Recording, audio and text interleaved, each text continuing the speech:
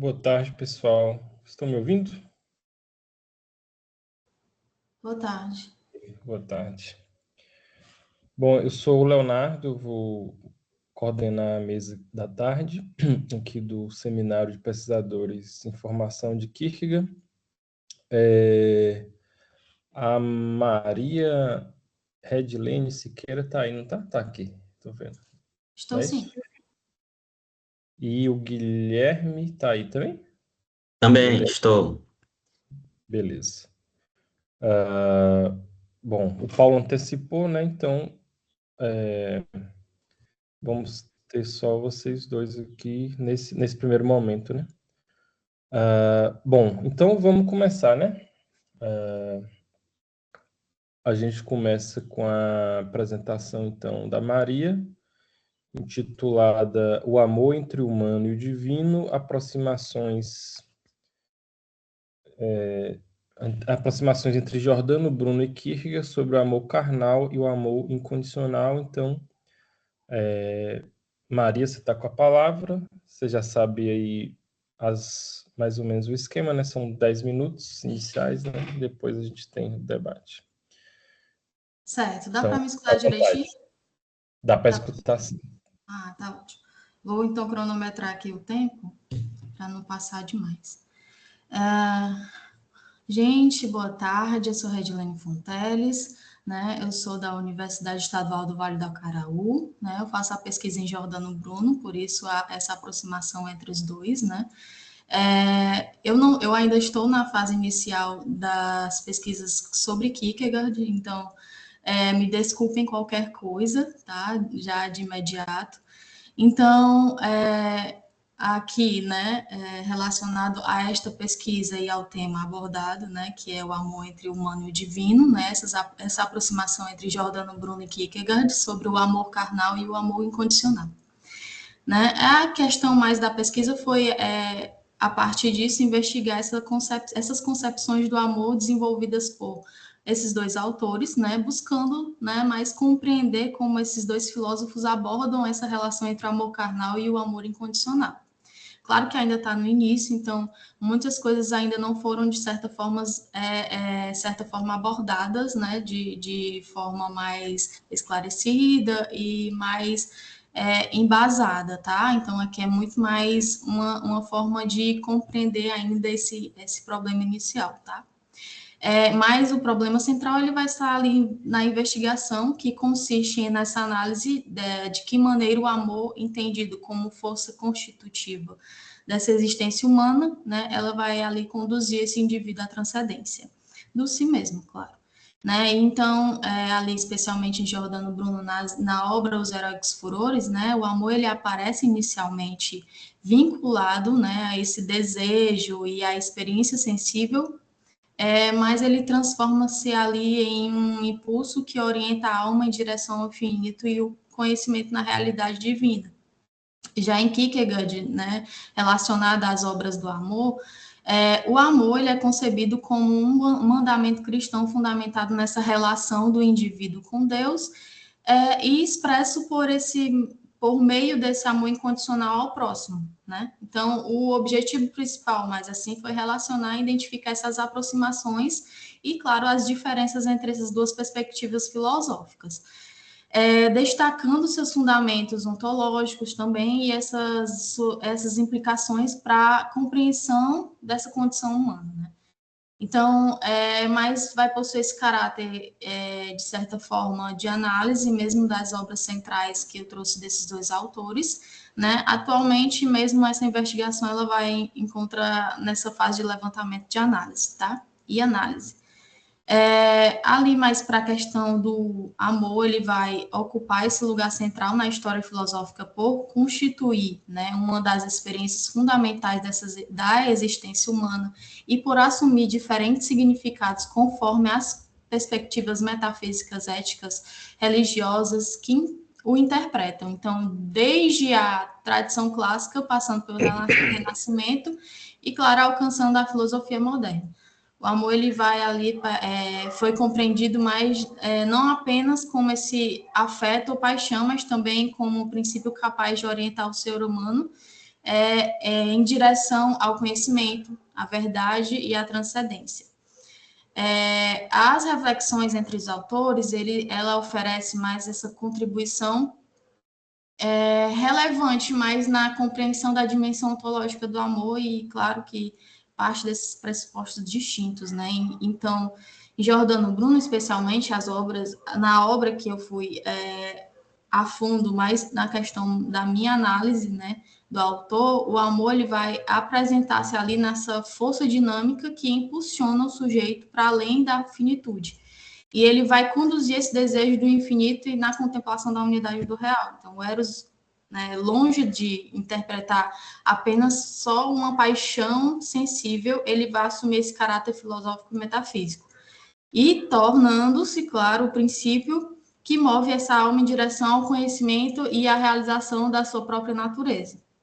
O amor heróico, né, que é de Giordano Bruno, ele vai expressar ali sobre o movimento contínuo da superação do limite humano, na qual o desejo não se esgota na satisfação imediata, mas transforma-se no impulso permanente para o infinito. Já em Kierkegaard, né, na obra específica que foi abordada, ele vai se deslocar ali na compreensão do amor.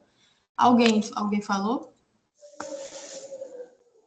Ele vai se deslocar ali na compreensão do amor, da esfera do desejo, mais para a dimensão ética e religiosa, como já havia abordado previamente. O filósofo ele vai distinguir o amor erótico e a amizade do amor ao próximo, né? Então, afirmando ali que o último não depende da preferência, da reciprocidade ou da inclinação afetiva, mas do mandamento divino. Então, o amor ali mais por princípio cristão e ele vai caracterizar-se mais na sua universalidade e incondicionalidade, né? Constituindo uma exigência ética que nasce da relação do indivíduo com Deus e ele vai se realizar ali na responsabilidade para com o outro, né? E dessa forma o amor ele vai tornar-se a expressão concreta da existência autêntica e da interioridade religiosa, né? Por até agora, né, foi essa mais questão sobre que existem essas evidências, né, dessas. Claro que não vai ter uma influência ali direta que aborde, né, de um autor para o outro, claro que Giordano Bruno ele vem antes. Não há assim uma questão do Kierkegaard, do próprio autor, do filósofo, dizer que foi influenciado por ele, mas a aproximação ela vai ali entre os autores para revelar-se de alguma forma fecunda sobre as duas questões de que ambos atribuem o amor ao papel constitutivo dessa existência humana, compreendendo como força transformadora capaz de modificar a relação desses, né, do indivíduo mesmo consigo, com o mundo e com aquilo que transcenda sua condição finita, né?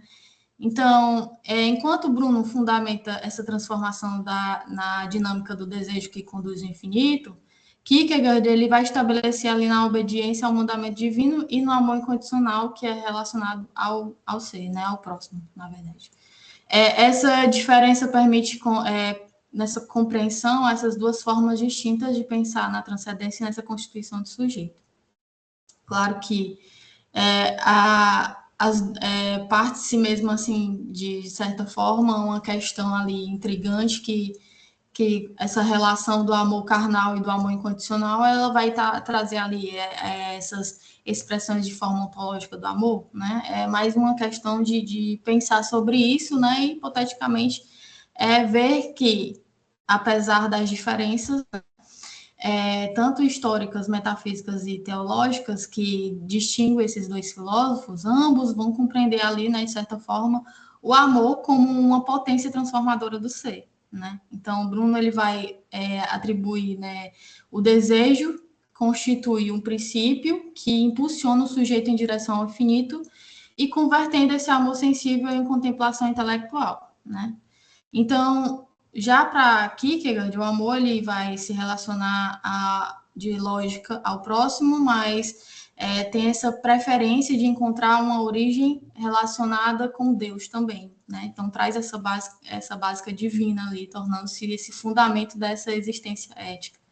Em ambos os casos, o amor ele vai deixar de ser entendido apenas como um sentimento para assumir essa condição do princípio da existência humana, de forma constitutiva. Então, o objetivo geral mesmo foi trazer essa análise, né, comparativa ali entre essas concepções presentes. Então, mais basicamente evidenciar essas duas aproximações, né? Então, referir esse amor e, claro, né, com o objetivo mais de compreender ali tanto um como o outro, né, e investigar, de certa forma, essas duas perspectivas muito interessantes sobre o amor de forma ontológica. Então, gente, acho que tem aí um minutinho a mais, mas eu vou fechar aqui a minha fala, né? E, claro, se alguém tiver interesse em saber um pouco mais de Jordan Bruno, que é onde a minha intenção de pesquisa é mais relacionada a este filósofo no momento, mas eu achei muito interessante fazer esse vínculo e trazer essas duas perspectivas entre esses dois pensamentos muito, de certa forma, distintas e interligadas, né? Porém, eu estou muito no início dos estudos com Kierkegaard, então sejam ali alguns questionamentos, eu ainda tenho vários, né? Então, de certa forma, eu estou ainda estudando muito sobre eles e a minha tese de mestrado ela vai se relacionar somente com o Bruno, mas eu quis trazer também, diante das pesquisas que eu havia fazendo com o amor, e surge essa obra muito intensa e muito maravilhosa de Kierkegaard, e eu achei muito interessante. Então, quando eu havia esse encontro, eu achei muito interessante, porque eu estou aprendendo muito. E é isso, gente. Obrigada.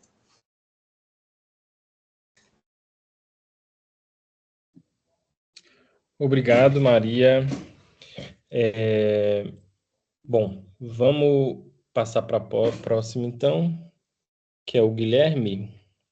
O Isso. Guilherme vai apresentar a comunicação intitulada Entre o Indivíduo e a Multidão, a crítica kierkegaardiana à cristandade. É isso, então, Guilherme, você está com a palavra. Tá. Boa tarde, pessoal. Quero agradecer à comissão organizadora, né, pela oportunidade de apresentar essa pesquisa e cumprimento a todos os presentes nessa mesa. Eu sou o Guilherme Rodrigues da Silva, sou acadêmico do mestrado de Filosofia da Universidade Federal do Maranhão. E o trabalho que apresento tem como título Entre o Indivíduo e a Multidão, a crítica kierkegaardiana à cristandade. Essa pesquisa, ela nasce de uma questão que atravessa toda a filosofia em Kierkegaard e ela conserva uma atualidade plena, né? Que segue no seguinte questionamento: o que acontece com a existência cristã quando a fé deixa de constituir uma decisão pessoal e assume a forma de pertencimento coletivo? E essa pergunta, ela conduz ao núcleo da crítica kierkegaardiana à cristandade. E eu utilizo a expressão cristandade em sentido distinto do cristianismo enquanto religião. Em Kierkegaard, a cristandade designa um fenômeno histórico caracterizado pela identificação entre cristianismo, instituições políticas e vida social. E na Dinamarca do século XIX, praticamente toda a população era considerada cristã pelo simples fato de pertencer à igreja oficial do Estado. E a condição de cristão transformava-se em identidade social e deixava em segundo plano a decisão existencial de cada indivíduo. É essa realidade que Kierkegaard submete à crítica. E seu interesse, ele se dirige à forma como o cristianismo passou a ser vivido em sua época. E surge, então, uma distinção que é decisiva entre pertencer socialmente a uma comunidade religiosa e existir enquanto cristão, pois o pertencimento resulta da inserção em uma comunidade. E a existência cristã, ela exige a apropriação interior da verdade diante de Deus. Então, nesse contexto, aparece uma das categorias centrais de sua filosofia, que é o indivíduo singular. E para Kierkegaard, toda relação autêntica com a verdade passa pelo indivíduo concreto. E a existência exige uma resposta pessoal, porque nenhuma tradição, nenhuma instituição e nenhuma maioria pode assumir essa tarefa.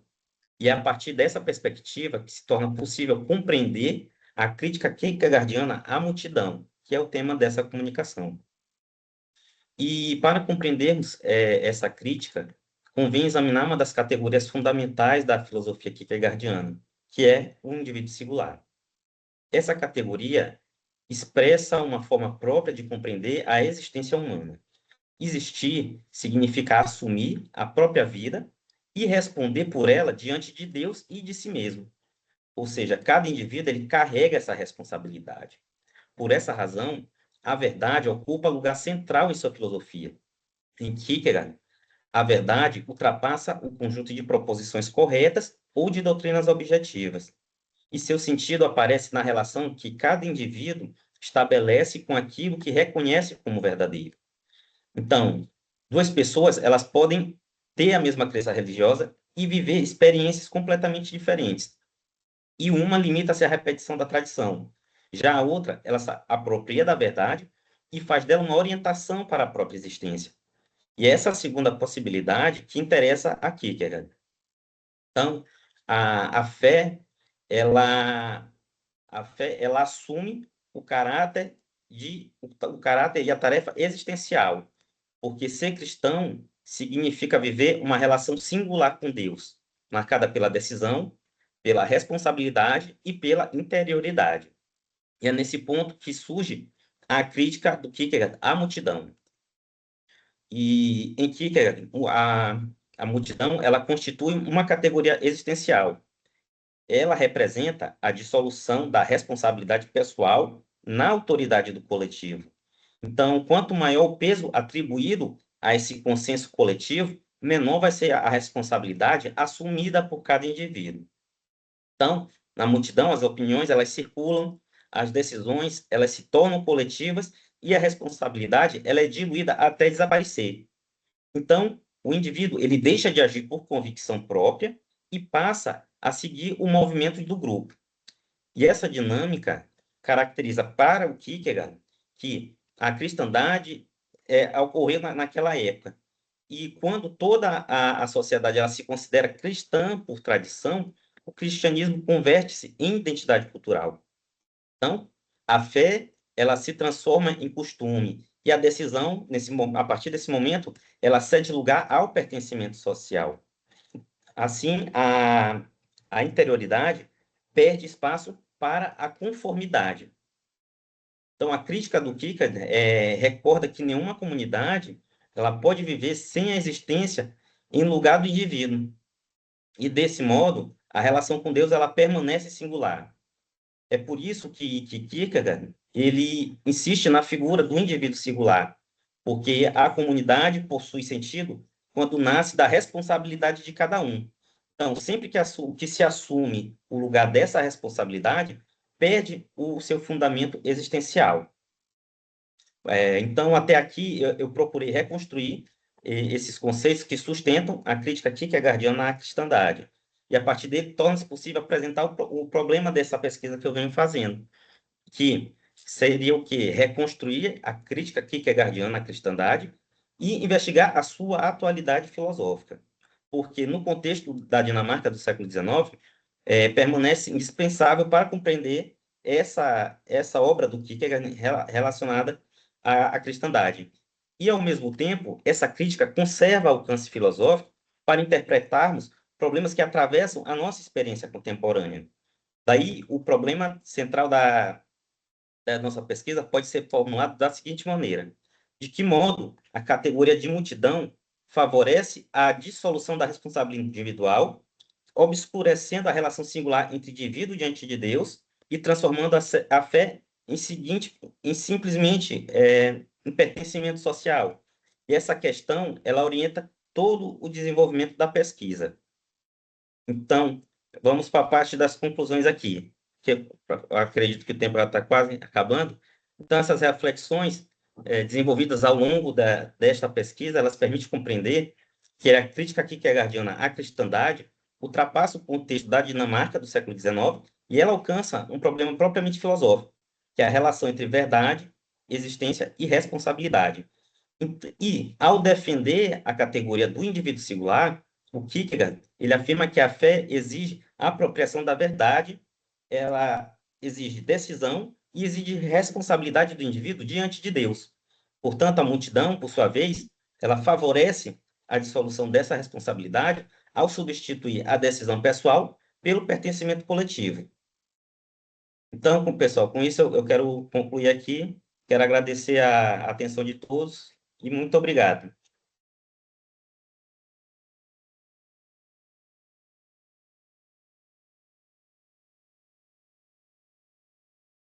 Conclui, Leonardo. Obrigado, Guilherme. Parabéns, então, a Maria e ao Guilherme. Bom, fica aberto agora para questões, comentários. O pessoal pode... Eu dou preferência para que levantem a mão e falem, né? Mas quem quiser só comentar pelo chat também, fica à vontade.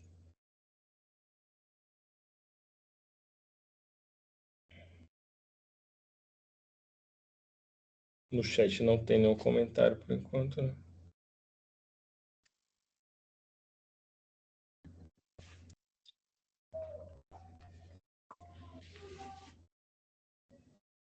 Guilherme, quer falar alguma coisa? Está com o microfone ligado? Não, Leonardo. Se vocês quiserem fazer pergunta para o outro também, fica à vontade.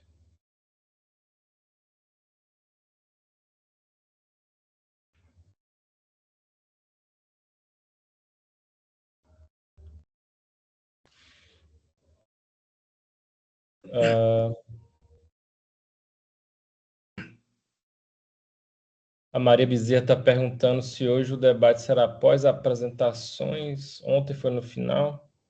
Não, está sendo após as duas apresentações, no caso, porque faltou o Paulo, né? O Paulo apresentou de manhã.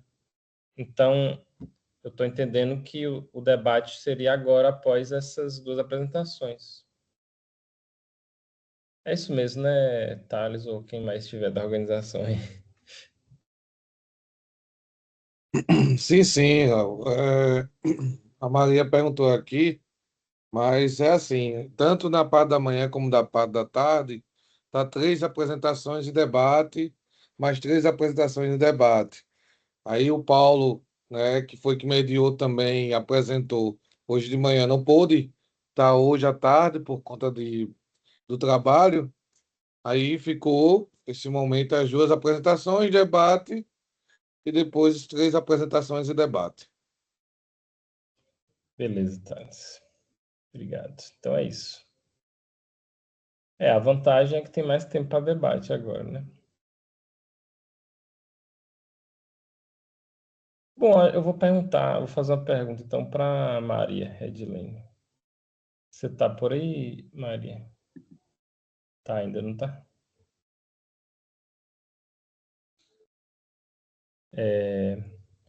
Não, assim, eu queria entender melhor essa aproximação, se teria, porque no caso do Kierkegaard, essa ideia do amor desinteressado, do amor incondicional, ele tem... eu acho que você, inclusive, usou, não sei se você usou a expressão ontológico, não sei se agora eu estou enganado, né? Eu até queria entender melhor o que você está chamando de ontológico, porque eu diria que, no caso do Kierkegaard, a gente tem poderia dizer, quer dizer, eu leio assim, né? Uma deontologia do amor desinteressado, né? Assim, no sentido de que o que parece ter ali nas obras do amor é uma proposta, assim, ética, deontologia, porque é uma proposta de ética do dever, assim, digamos, né? Ou seja, ela tem um pouco essas características até um pouco kantianas, assim, né? Tem, por exemplo, esse próprio critério o amor, né, desinteressado, ele entra nesse critério da moralidade kantiana lá da incondicionalidade, né? Acho que fica bem claro isso nas obras do amor, de que essa ação mobilizada pelo amor, ela não está visando, né, nenhum interesse, assim, né? Nenhum ganho. Inclusive, em muitos momentos vai ser contrário a isso, e contrário a toda a evidência de algo positivo, assim, né? Ou seja, é também uma ética que coloca, assim, muitos desafios, assim, né? Coloca uma dimensão que aparece, acho que muito no Kierkegaard, assim, da dificuldade, né? Da tarefa, de uma coisa realmente muito árdua, que às vezes, inclusive, parece, assim, coisa para poucos, não sei, às vezes soa um pouco dessa maneira, né? Já que a gente tem um pouco essa coisa da figura de Cristo como um modelo, né? Então era isso, assim, se você vê no Bruno, assim, essas características, né, de fato, se esse amor, ele está ligado a uma ética nesse sentido, né, uma deontologia, e se ele também é pensado nesse nível, como eu posso falar, nisso que parece, às vezes, um nível alto de exigência, assim, sabe? Se é uma coisa mais do âmbito do raro, né, como é que é isso? Enfim, só para a gente conversar mais mesmo. É uma responsabilidade gigantesca, né? Se tratando desses dois nomes, né? Como eles são, de certa forma, distintas, né? Ele, como você mesmo falou, ele tem mais características ali para o lado kantiano, né? Mais do que do próprio Bruno, mas como eu estou trabalhando o Bruno na minha dissertação de mestrado, então eu estou muito mais voltada aos estudos de Bruno e essa ontologia do amor ligada a esse universo, né? Então, quando eu achei ali, digamos, de certa forma, a obra, né, do Kierkegaard, eu me interessei, mas sempre com o olhar voltado ao universo bruniano, né? Então, o amor nessa perspectiva bruniana, ele vai ali nessa potência relacionada ao amor e, de certa forma, vai na ontologia, né, do cosmos e nessa dinâmica que conduz a alma ao infinito, né? E o desejo ali, que possui esse estatuto de certa forma ontológico, porque expressa esse próprio movimento do ser, né? Então, já em Kierkegaard, especialmente na obra, né, que eu vi dele, tem eu acredito que tenha, né, esse fundamento ontológico, mas não está ali no desejo, nem na estrutura do cosmos, como eu vi no Giordano Bruno, mas na relação do ser humano com Deus, né? Então, o amor ao próximo não é apenas, né, essa obrigação moral externa, né?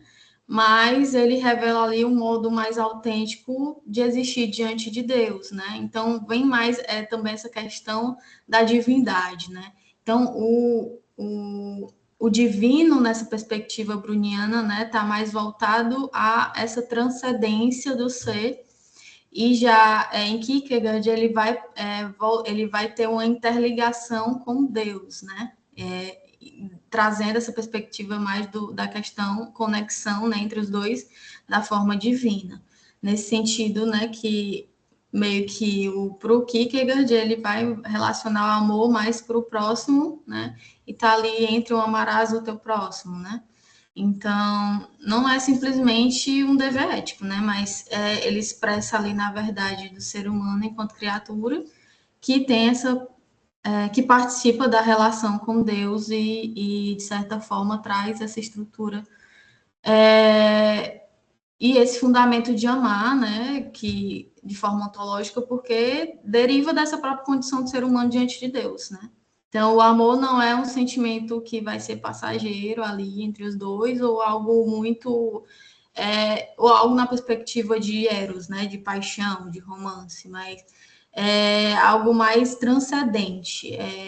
Ele vai ter ali, né? Nessa ontologia mais do existencialismo, que é do ser humano como outro, e traz isso mais de certa forma, não tive tanto engajamento com essas duas perspectivas, mas né, eu ainda estou trabalhando esse diálogo de certa forma.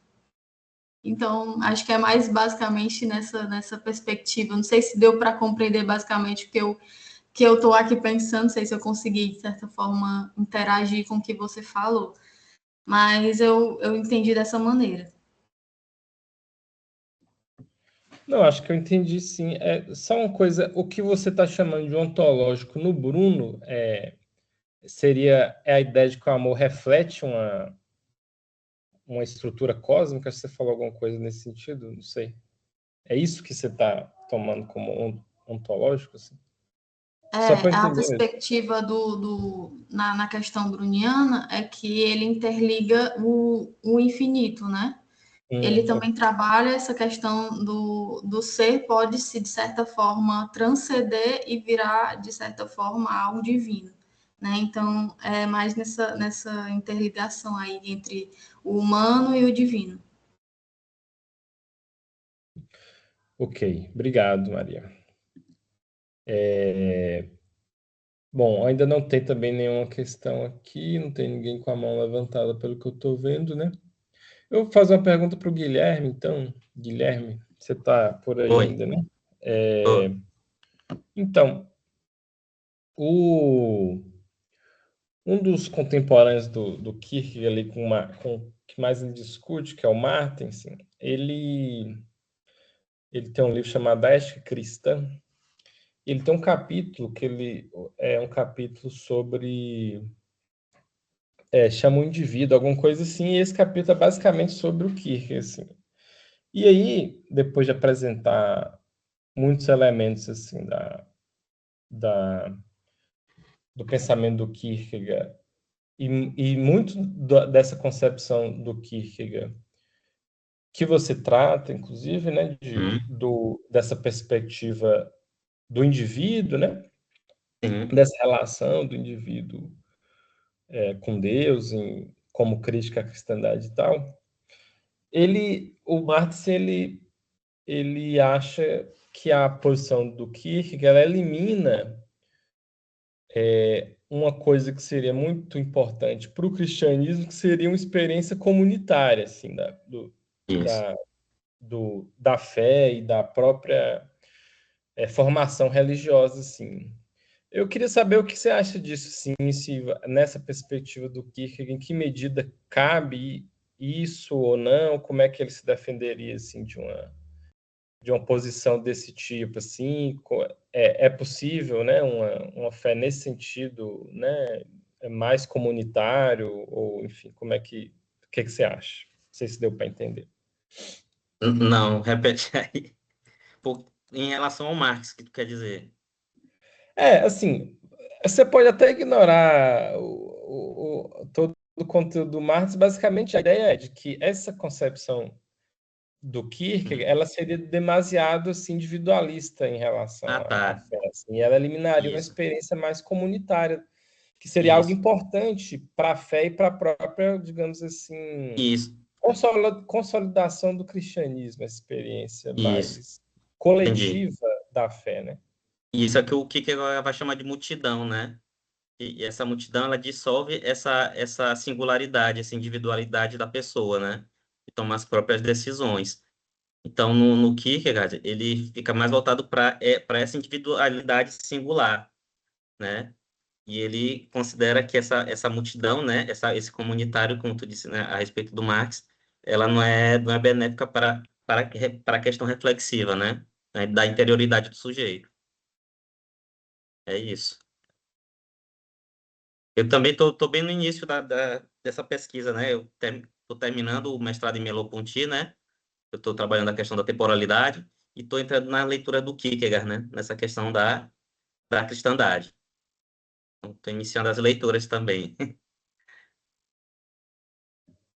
Então, você acha que não teria para o Kierkegaard uma experiência assim, nenhuma experiência coletiva comunitária cristã, quer dizer, isso sempre tenderia a essa ideia de multidão e de anulamento do indivíduo na sua experiência pessoal com Deus, etc. É isso então, né? Exato. Ok. Mais alguma questão, gente?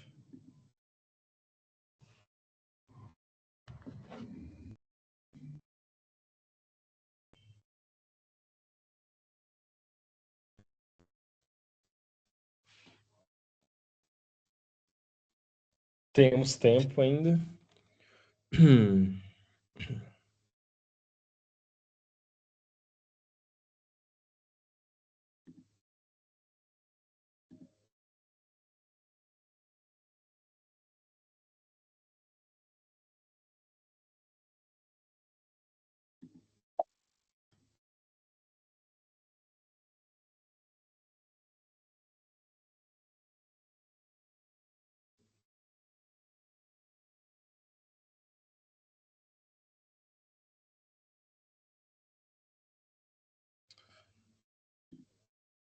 Bom.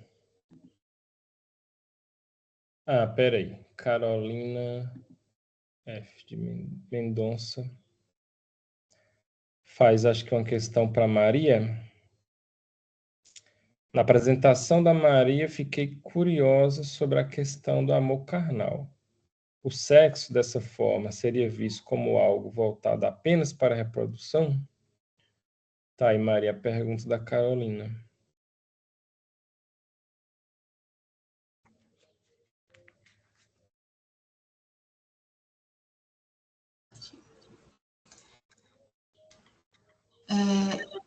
O sexo, dessa forma, seria visto como algo voltado apenas para a reprodução?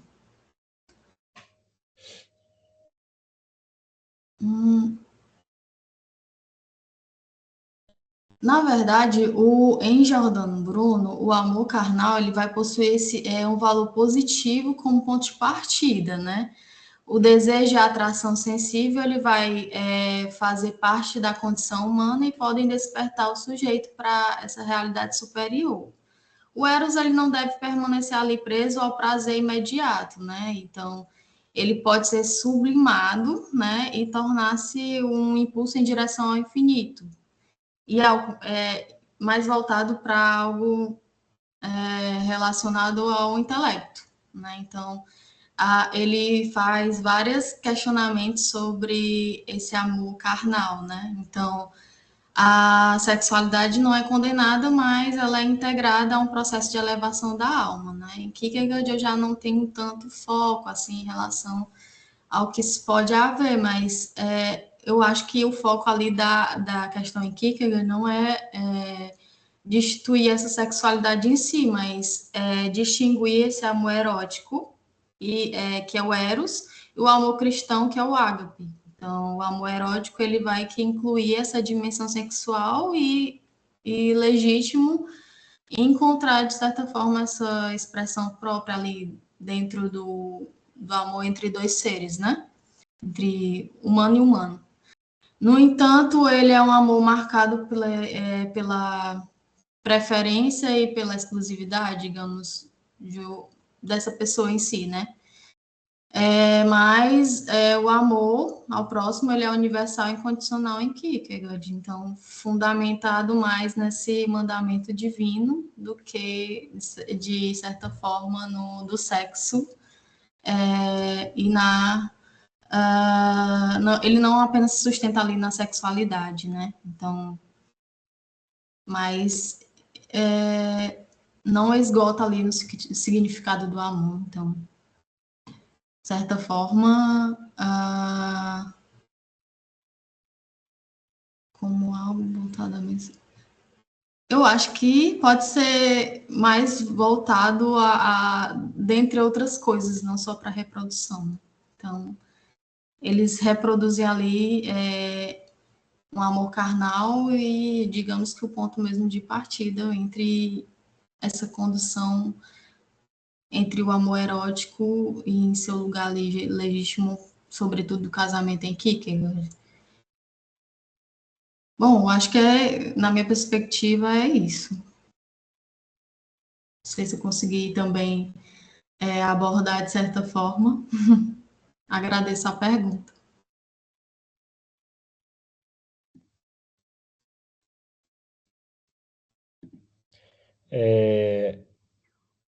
Bom, a Carolina se mostrou satisfeita aqui, né? Ela falou, certo, compreendi, obrigado. Mais alguma questão, mais algum comentário, pessoal?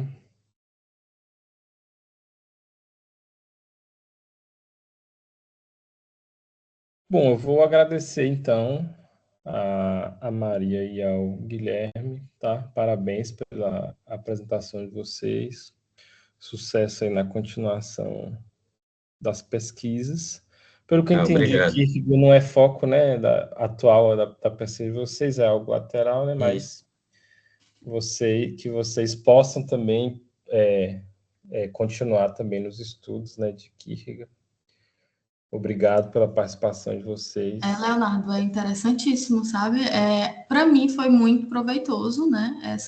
A questão de alinhar esses dois pensadores, né? E filósofos porque tem, de certa forma, um encontro, né? E assim, dá para a gente alinhar e, e fazer também distinções, porque é interessante também a gente ter outras perspectivas filosóficas, né?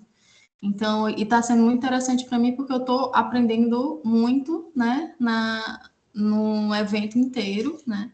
Tem muita coisa para ser estudada em Kierkegaard, eu estou muito interessada, os assuntos são muito interessantes, então estou bem satisfeita também em participar. Eu agradeço também à comissão. Tá certo, Maria. É isso, né? Pelo que a gente vê, assim, na trajetória da pesquisa Kierkegaard, e certamente é um autor que, de alguma maneira, convida para essa conversa com outros autores, né? Eu mesmo faço parte disso também, a pesquisa também de doutorado envolve uma conversa com outro autor, e o Kierkegaard, então, é uma maneira também, né, digamos assim, avançar aí nos estudos, acho que faz um pouco parte da formação, né?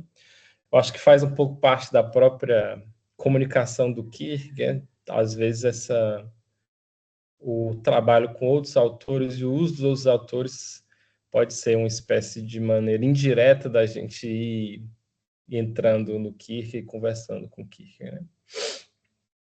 É isso, então, Isso. mais uma vez, obrigado a Maria e ao Guilherme. A gente Obrigado. continua. Oi, você quer falar mais alguma coisa, Guilherme? Desculpa. Não só isso mesmo, agradecer, né, a organização pelo espaço, muito bons debates, né, que estão ocorrendo. Pronto, obrigado. Bom, a gente vai ter. Tá marcado para 14h50, mas eu acho que se o pessoal tiver aqui, não tiver problema, a gente pode ir adiantando, né? Eu vi, acho que o Christian tá aqui, o Christian Ribeiro, tá por aí? Só Tô para. por aqui. Tô por aqui. Eu vi que o Geovan também tá, não é isso? Isso, estou aqui. E Júlia e Ângelo estão por aí? Júlia e Ângelo. Eu tô aqui também. Bom, vocês têm alguma objeção da gente começar agora? Vão ser alguns minutos antes só. Por mim tá tranquilo. Tá, beleza? Ó, eu vou só um minuto para eu pegar uma água aqui, tá? E aí eu volto e a gente começa então com o Christian, pode ser? Beleza, show. Já volto já.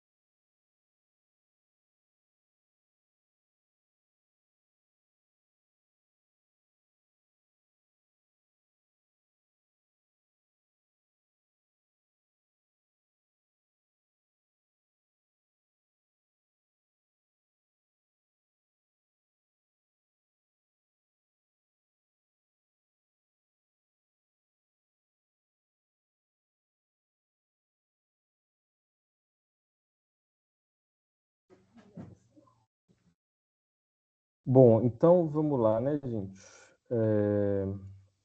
A gente vai então para a segunda parte dessa mesa, Cristianismo, Amor e Sociedade, com a comunicação do Christian Ribeiro de Oliveira, a subjetividade como condição da intersubjetividade, uma aproximação entre Kierkegaard e Habermas. Então, Christian, você tem aí 10 minutos.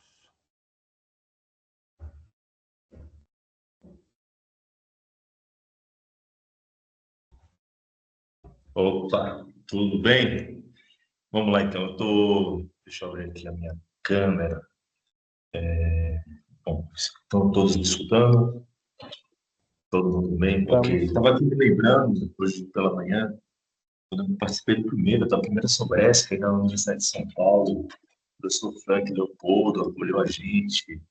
Então, há um resquício de saudosismo aqui, tá bem interessante. Bom, para falar sobre esse projeto, desculpa, essa comunicação, eu estou recorrendo ao meu projeto de doutorado, é o meu projeto de pesquisa de doutorado, que engloba um diálogo, digamos assim, entre Kierkegaard e o Habermas. Então, o nosso trabalho é fazer com que haja um verdadeiro diálogo. Tem um probleminha aqui, que é justamente para abrir o meu arquivo. Então, estava aberto até agora. E justamente nesse exato momento, ele não está abrindo. Então, estou tentando aqui desesperadamente fazê-lo. Leonardo, você queria passar para outra pessoa para poder resolver e eu retorno na sequência daqui a 10 minutos? Pode ser? Pode ser, se o Giovan estiver pronto, quiser apresentar, se aceitar. Ou... Posso, não tem problema. Então a gente passa então para o Giovan e depois volta para o Christian. Obrigado, Giovan, pela disponibilidade e fica à vontade. Bom, eu sou Giovan, eu sou aluno do mestrado da UEM, Programa de Pós-Graduação em Filosofia, e meu trabalho é sobre a interpretação da obra de Kierkegaard do ponto de vista hermenêutico.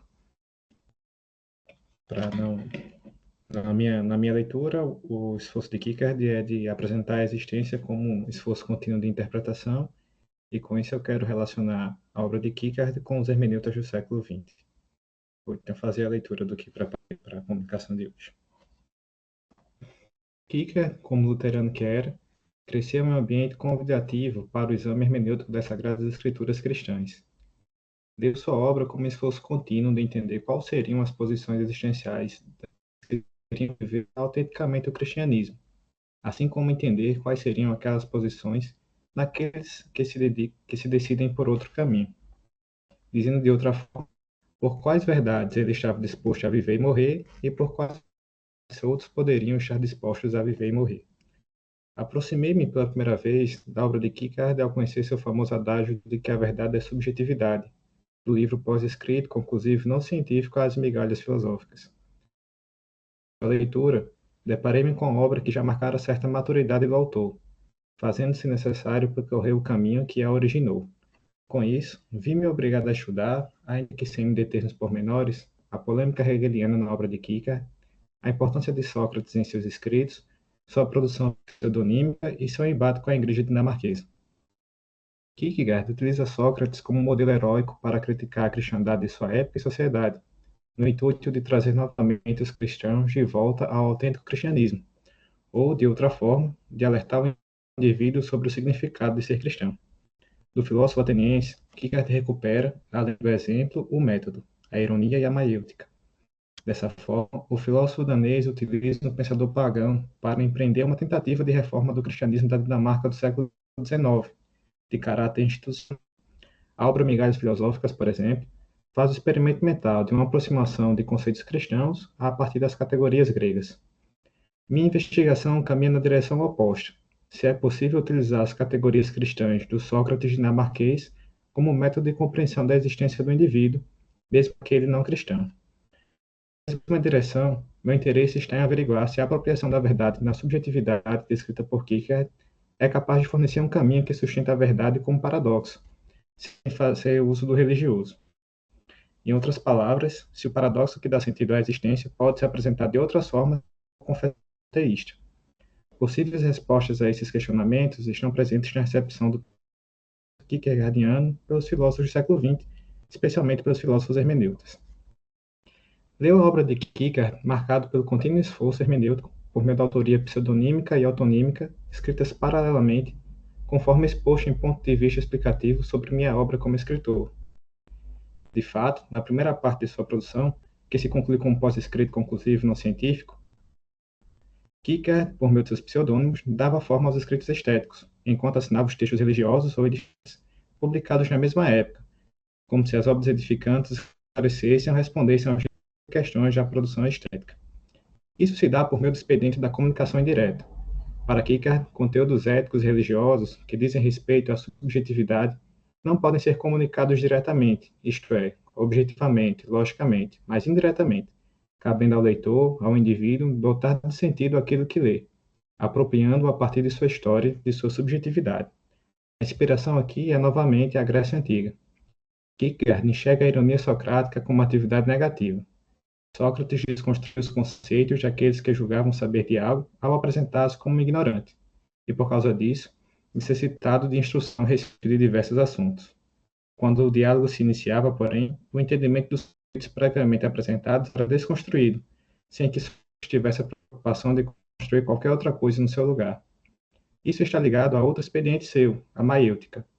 Sócrates afirmava que nada ensinava, apenas fazia com que o indivíduo encontrasse a verdade por si mesmo, agindo como um parteiro de novas ideias.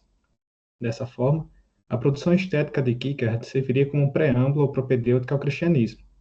Uma vez apresentados os problemas, a resposta estaria em encontrar-se com Cristo. Disso decorre o paralelismo da produção estética e religiosa. Um exemplo clássico de sua obra sobre a impossibilidade da comunicação direta está presente em Temor e Tremor. Abraão, ao decidir obedecer à voz de Deus e partir para o Monte Moriá, junto de seu filho para sacrificá-lo, é incapaz de comunicar diretamente quais seriam suas razões de agir dessa maneira. Diante da impossibilidade de justificar suas ações, resta-lhe o silêncio. Porém, seu silêncio externo não lhe impede de agir nem põe em dúvida sua fé. Abraão é incapaz de comunicar algo absurdo, mas não de vivê-lo, de estar infinitamente nele interessado. Dentro do exposto acima, ao valer-se da comunicação indireta, marcadamente na obra estética, Kierkegaard faz uso de uma linguagem literária, plena de polissemia. A construção de pseudônimos é um desses recursos. Pseudonímia, porém, talvez não seja a categoria correta para classificar esses autores. Há quem prefira tratá-los como heterônimos, pois, em maior ou menor medida, apresentam posições próprias, vozes equívocas. Isso, contudo, não nos deve retirar do horizonte o recurso didático planejado por Kierkegaard ao utilizá-los. De modo especial, destaca-se a figura de Johannes Climacus, que possui até uma pequena biografia apresentada no De Omnibus Dubitando Est. Novamente, em ponto de vista explicativo, Kierkegaard afirma que está um pouco acima de Climacus, o cético, mas abaixo de Anticlímacus, o religioso. A polissemia de Kierkegaard dá-se também devido ao próprio objeto de sua análise, a existência humana. Aqui, destaca-se sua polêmica contra o hegelianismo de sua época. Avesso ao sistema, Kierkegaard quer pensar a existência humana a partir do próprio indivíduo em sua concretude histórica, sem que este seja pensado como objeto sub specie aeterni, abstrato, mera peça de um sistema lógico conceitual. Assim, a reflexão não deve ir em direção à existência, mas partir da existência. A existência é irredutível a categorias conceituais. Com isso, considero que a famosa notação presente em seus diários, na qual afirma que buscam a verdade pela qual vale a pena viver e morrer, é uma das principais chaves hermenêuticas de sua obra. De fato, poderíamos pensar na autoria pseudonímica, a autoral e a autoformativa, os diários. Todas as personagens literárias e teológicas analisadas ou criadas por Kierkegaard terão como horizonte comum uma forma de viver relativamente autêntica em diferentes facetas. Os estádios descritos pelo autor dinamarquês, ainda que com suas contradições e limites, são formas de existir possíveis, descritas não lógica ou sistematicamente, mas utilizando linguagem a posterior, fenomenologicamente. Em certo sentido, são formas de estar no mundo pelas quais vale a pena viver e morrer. Os discursos religiosos edificantes também não se pautam em outra coisa que não uma certa forma de existir, um certo objetivo baseado no Evangelho. A partir de sua noção do ser humano como síntese de temporal e eterno, o indivíduo busca algo no tempo que lhe possa garantir felicidade eterna. A resposta de Kierkegaard é, de fato, a fé cristã, marcadamente paradoxal devido à encarnação, da entrada do eterno no tempo. Tal paradoxo absoluto, ainda que contrário à razão, não impedirá o indivíduo de apropriar-se dele existencialmente. Queria, porém, destacar o aspecto temporal. Kierkegaard assume que não é possível pensar sem pressupostos. Estes, por sua vez, vêm da realidade concreta e temporal no qual se está inserido. Compreendo com isso que também o indivíduo pode dotar de sentido outras situações existenciais como meritórias de felicidade eterna, ainda que apresentem uma paradoxalidade diferente da do cristianismo. Se o indivíduo pode estar infinitamente apaixonado pelo cristianismo, talvez possua uma estrutura ontológica que o leve a se apaixonar infinitamente por outra realidade que lhe dote significado de eterna felicidade. De fato, no início do pós-escrito, Clímacos apresenta 3 interpretações diferentes para a autoridade do cristianismo: a baseada no testemunho das Escrituras, a baseada na autoridade da Igreja Oficial e a baseada na autoridade histórica. Para ele, porém, estas não podem garantir a verdade da fé. Essa é uma questão que se resolve apenas na paixão infinita do indivíduo, quando este apropria-se para si daquela verdade existencialmente. Tal verdade só tem significado porque foi apropriada na subjetividade. O cristianismo só é uma verdade para aqueles que se relacionam com ele subjetivamente, por melhor ou pior que seja a sua exposição dogmática. O campo objetivo e sistemático, segundo Kierkegaard, não produz um cristão. Se o critério, então, não está na organização conceitual, modos existenciais que não fazem sentido para mim podem ser a chave da interpretação hermenêutica da própria vida para um outro indivíduo. Voltando à frase que me chamou a atenção, a verdade é subjetividade, lembro-me de um relato de Jean Grodin a respeito de Gadamer, de quem tinha sido aluno.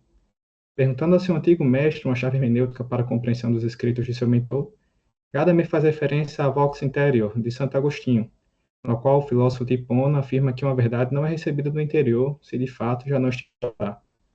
Para Agostinho, essa voz era Cristo, o mestre interior.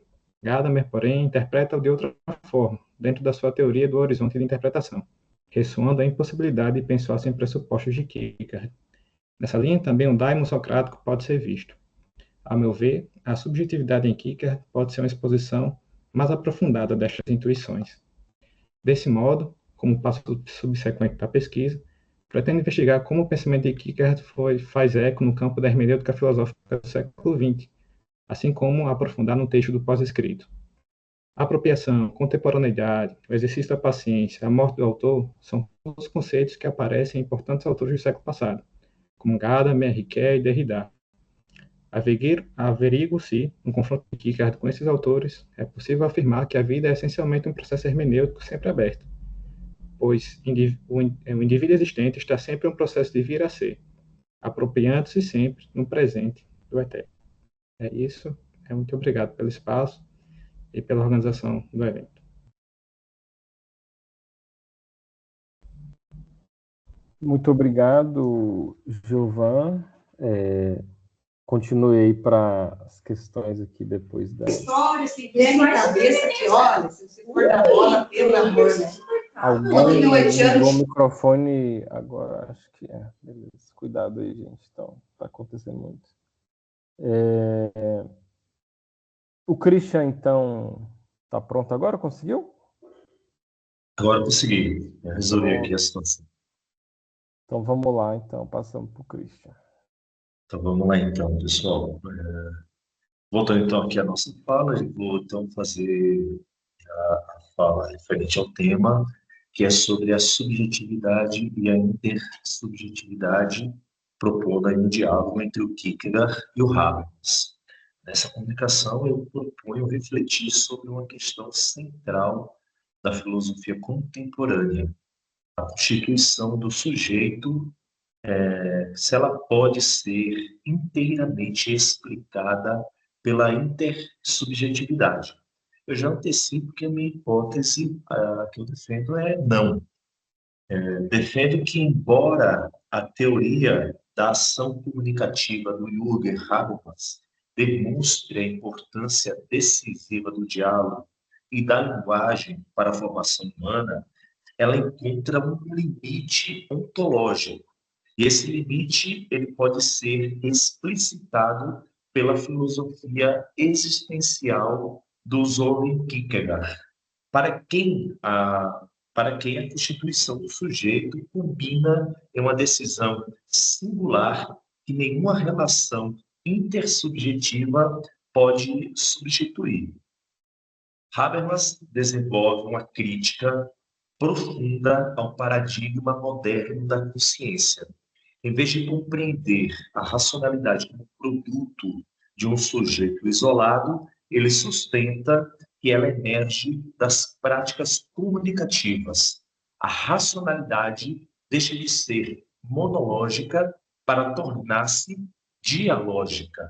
Segundo Habermas, é na linguagem que os indivíduos apresentam razões, justificam suas ações, reconhecem mutuamente suas pretensões de validade e constroem consensos. A identidade pessoal, portanto, forma-se em processos de socialização mediados pela comunicação. Essa concepção representa uma contribuição decisiva para a filosofia contemporânea. Afinal, ninguém se constitui fora das relações humanas. Aprendemos a pensar, argumentar e compreender o mundo sempre em interação com outros sujeitos. Nesse aspecto, Habermas supera a imagem do indivíduo autossuficiente e mostra que a formação humana é, desde o seu início, um processo intersubjetivo. Entretanto, e é precisamente aqui que o Kierkegaard introduz uma questão filosófica que eu considero decisiva. Embora reconheça a importância da convivência humana, Kierkegaard afirma que existe uma dimensão da existência que escapa da mediação social. Existem momentos em que o indivíduo permanece absolutamente só. A escolha ética, a decisão religiosa, a responsabilidade por si mesmo. Tem uma passagem de um livro de um escritor francês, Charles Leblanc, um livro intitulado Kierkegaard, que ele traz uma imagem muito interessante sobre aonde o filósofo ele tenta traduzir o filósofo como aquele soldado que, antes de ir para uma guerra, dá várias voltas em torno do túmulo. É uma decisão totalmente única, é uma responsabilidade por si mesmo. Nessas situações, nenhuma comunidade pode decidir em seu lugar. Nenhum consenso pode substituir sua liberdade. E é nesse contexto que Kierkegaard afirma que a subjetividade é a verdade. Essa afirmação não significa que toda verdade seja relativa ou que qualquer opinião seja igualmente válida. O que Kierkegaard pretende mostrar é que quando a questão envolve a própria existência, conhecer uma verdade objetivamente não basta. É necessário apropriá-la existencialmente. Posso conhecer racionalmente o conceito de responsabilidade. Posso discutir eticamente esse conceito durante horas, mas haverá um momento em que somente eu poderei decidir se assumirei ou não essa responsabilidade. E é justamente nesse ponto que proponho localizar o limite da intersubjetividade. O diálogo possui uma enorme capacidade formativa. Ele amplia o horizonte, desconstrói preconceito, favorece o pensamento crítico, constrói o reconhecimento, mas ele não elimina aquilo que Kierkegaard chama de decisão. Ao final de todo o processo comunicativo, permanece uma pergunta inevitável. Quem decide? Habermas responde mostrando como as decisões podem ser justificadas discursivamente. Kierkegaard responde lembrando que toda justificação termina diante da liberdade concreta do indivíduo. O discurso pode oferecer razões, jamais pode substituir o ato de decidir. Essa é, a meu ver, a principal contribuição do diálogo entre esses dois autores. Não se trata de afirmar que Habermas está errado. Tampouco se trata de defender que Kierkegaard rejeita o diálogo. A questão é outra. Cada filósofo ilumina uma dimensão distinta da constituição humana. Habermas descreve as condições comunicativas da formação do sujeito. Kierkegaard revela o momento em que essa formação encontra o seu limite. O sujeito não desaparece na comunicação, ao contrário, ele reaparece precisamente quando precisa assumir pessoalmente as consequências de sua responsabilidade. Essa distinção possui consequências importantes para a filosofia.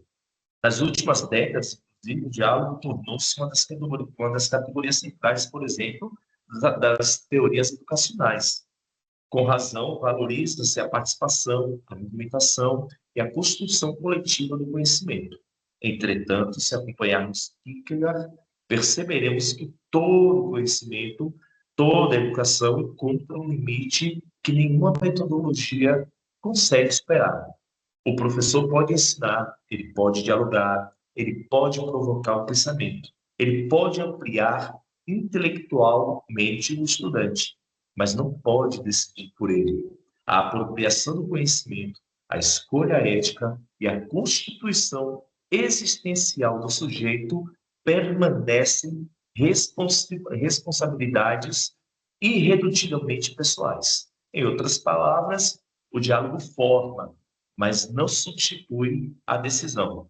Por isso, proponho compreender a subjetividade e a intersubjetividade não como conceitos antagônicos, mas como categorias complementares situadas em níveis distintos. A intersubjetividade constitui o espaço da linguagem, do reconhecimento, da aprendizagem, da socialização, e a subjetividade constitui o espaço ontológico da decisão, da responsabilidade e da liberdade. E é justamente por esses dois níveis que não se confundem que o diálogo entre o Habermas e o Kierkegaard se mostra filosoficamente fecundo. Habermas nos lembra que ninguém se torna humano sozinho. Kierkegaard nos lembra que ninguém pode existir em nosso lugar. Concluo afirmando que uma teoria da constituição do sujeito que se apoie exclusivamente na intersubjetividade permanece incompleta. Ela explica como nos formamos socialmente, mas não explica plenamente como nos tornamos sujeitos de nossa própria existência, e é nesse ponto que Kierkegaard continua atual. Sua filosofia enriquece e revela que existe um núcleo ontológico da existência que resiste a toda mediação comunicativa. O diálogo pode preparar a decisão, pode esclarecer, pode enriquecer, mas jamais pode realizá-la. A constituição do sujeito não termina no consenso. Ela se realiza na decisão singular pela qual cada indivíduo assume por si mesmo a responsabilidade de existir. Muito obrigado pela atenção de todos.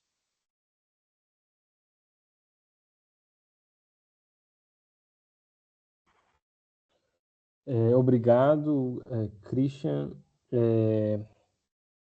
Peço também que continue aí para o debate aqui final. Então, eu chamo aqui a Júlia Almeida Mendes de Oliveira. E não sei se Ângelo Maurício de Amorim também, não sei se vai apresentar junto, mas eu sei que a Júlia foi quem respondeu, para apresentar o trabalho Algoritmos da Angústia, Estudantes Universitários entre a Inteligência Artificial e a Busca por uma Existência Autêntica. Então, Júlia, você está com a palavra. 10 minutos também. Tá bom. Boa tarde a todos. Meu nome é Júlia Almeida Mendes de Oliveira. Eu sou discente do curso de Fonoaudiologia da UNEB e eu desenvolvo pesquisa sobre filosofia existencialista com apoio do meu orientador, Ângelo Maurício de Amorim, com foco nas obras de Soren Kierkegaard, e também a gente faz a sua relação com a saúde. E as principais referências de obras do autor seria o conceito de angústia e a doença para a morte. O meu trabalho, como já foi citado, ele é intitulado como Algoritmos da Angústia, Estudantes Universitários entre a Inteligência Artificial e a Busca por uma Existência Mais Autêntica. A pesquisa parte da filosofia existencialista de Kierkegaard para refletir um fenômeno bastante atual, que é a presença cada vez mais intensa da inteligência artificial na vida universitária. Então, para Kierkegaard, existir significa viver em constante relação consigo mesmo. O ser humano ele é chamado a escolher, a assumir e ter responsabilidade e construir o seu próprio self. Entretanto, essa liberdade ela nunca é confortável, pelo contrário, ela é acompanhada pela angústia, entendida pelo filósofo como um sentimento que vai surgir diante das inúmeras possibilidades da existência. Então, quando o indivíduo ele deixa de assumir essa tarefa de tornar-se a si mesmo, ele emerge naquilo que o Kierkegaard ele vai denominar de desespero. E é justamente essa compreensão filosófica que vai orientar a minha pesquisa. A gente vive em uma sociedade atualmente, né, que ela é marcada profundamente pelas tecnologias digitais. E a inteligência artificial, ela passou a integrar o cotidiano universitário como ferramenta de apoio à pesquisa, à escrita, à resolução de problemas e à produção acadêmica também. Então, ao mesmo tempo, a gente tem o autor Pierre Levy, que ele afirma que a cybercultura, ela apresenta muito mais do que o uso da internet. Ela corresponde ao conjunto de práticas, modos de pensar e valores que surgem com o crescimento do cyberespaço. Para Levy, o ideal da informática, ela não está simplesmente em produzir máquinas inteligentes, mas em favorecer uma inteligência coletiva, baseada em compartilhamento e na articulação de competências humanas, para favorecer uma inteligência coletiva. Então, nesse sentido, a universidade, ela também passa a ser atravessada por essa lógica de cybercultura. O estudante, ele aprende, ele pesquisa, ele escreve, ele interage, e ele vai interagir também em ambientes cada vez mais mediados por algoritmos e também pelas plataformas digitais. Entretanto, essa realidade, ela também suscita de algumas inquietações. Então, se por um lado a inteligência artificial ela vai ampliar o acesso ao conhecimento, por outro, pode surgir questionamentos acerca da autonomia intelectual, da construção, da identidade acadêmica e também da própria relação do estudante consigo mesmo.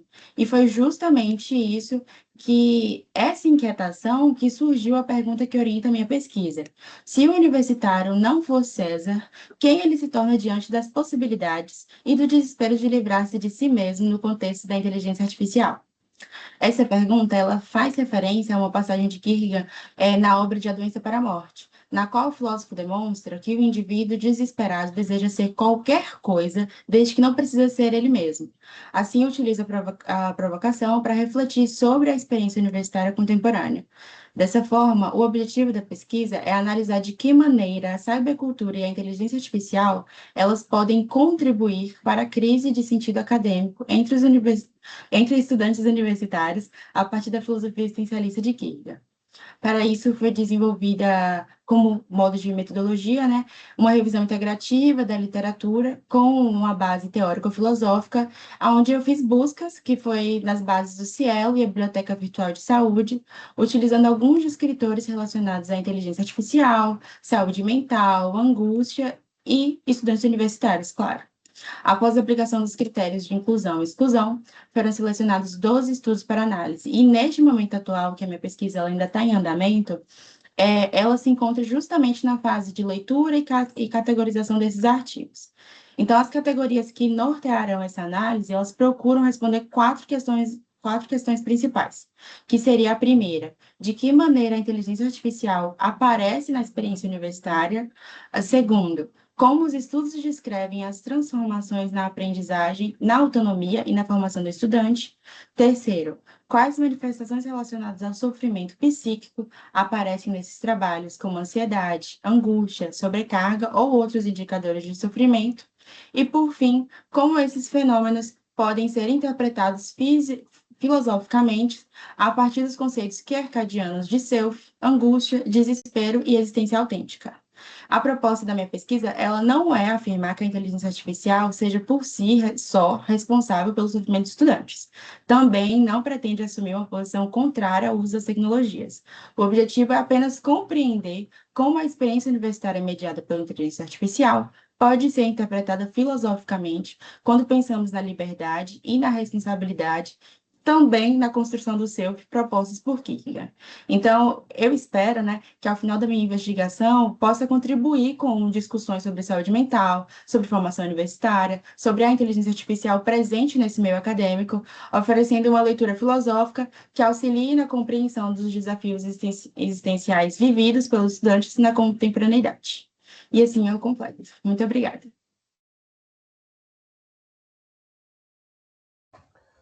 Obrigado, Júlia. Você tinha ainda mais um tempinho, né? Mas vamos usar então para o debate. Bom, fica aberto então o momento para questões e comentários. Se alguém tiver alguma questão, pode levantar a mão, pode postar também, digitar aqui no chat, né? Eu vou começar com para o Christian e para o Giovan, é meio que uma para cada, eu acho, mas é mais ou menos a mesma linha de raciocínio, o mesmo tema, que é essa questão da comunicação. Eu vou começar pelo Christian, assim, porque me pareceu que a apresentação do Christian, fazendo esse contraponto e tal, entre o Kirk e o Habermas, de que houve uma ênfase no que o Kierkegaard coloca como, digamos assim, limites da comunicação, né? Os limites talvez dessa confiança nessa ideia de comunicação e tudo mais, ou talvez nos próprios alcances, sei lá, o papel da comunicação, né, em contextos talvez éticos ou, sei lá, humanitários de modo geral. Bom, eu acho que de fato isso é muito presente no Kierkegaard, né? E eu acho que a figura de Abraão que o próprio Giovan trouxe é uma figura importante assim, para isso, né? Para apontar esses limites. Mas, ao mesmo tempo, o Kierkegaard também, há momentos em que ele vê um problema na incomunicabilidade, né? Ele associa isso também ao hermetismo, a esse fechamento em si próprio, né? E eu queria saber um pouco assim, se o Christian, na pesquisa dele, ele investe mais em uma conceituação sobre comunicação no Kierkegaard, até nesse sentido mais positivo, né? Então, por exemplo, me parece que o Kierkegaard ele tenta apresentar uma solução a esse problema da comunicação, até nos termos um pouco disso do exemplo do Abraão, que seria será que não seria possível comunicar a interioridade? E aí, assim, parece que no caso do que o Kierkegaard, ele meio que multiplica as dificuldades para isso, né? Quer dizer, o Temor e Temor é muito sobre isso, mas parece que ele também trabalha com a ideia mesmo, eu acho que o Christian também colocou um pouco nesses termos, talvez, de que a própria linguagem, estruturalmente, ela ela traz dificuldades para uma comunicação de uma experiência, de uma vivência, de estados internos, assim, inteiramente singulares, porque a linguagem, ela tende a generalizar, né? Ela tende a, digamos assim, igualar ou não igual, a uniformizar.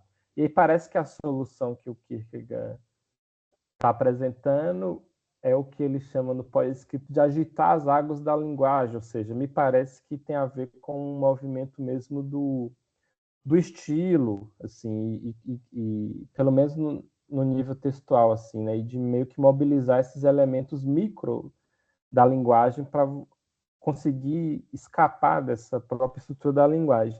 E me parece que esse seria um sentido para a comunicação indireta.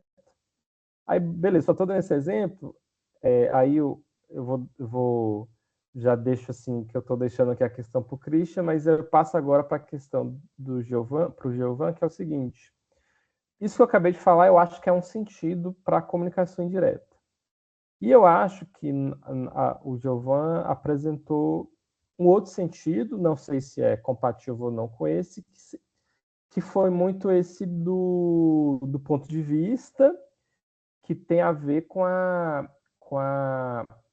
essa coisa do estético servir ao religioso, né, da produção pseudonímica servir a uma tarefa religiosa. Mas eu acrescentaria ainda que no ponto de vista ele fala dessa coisa de para lembrar o velho Sócrates, é válido usar o falso para chegar no verdadeiro, né? A impressão que eu tenho é que isso é comunicação indireta, por quê? Porque você está tentando escapar de uma resistência, não mais aqui da linguagem, mas de uma resistência do interlocutor, do público, do auditório, enfim, a digamos assim, destituir suas crenças, ou uma resistência a adquirir novas crenças, enfim, né?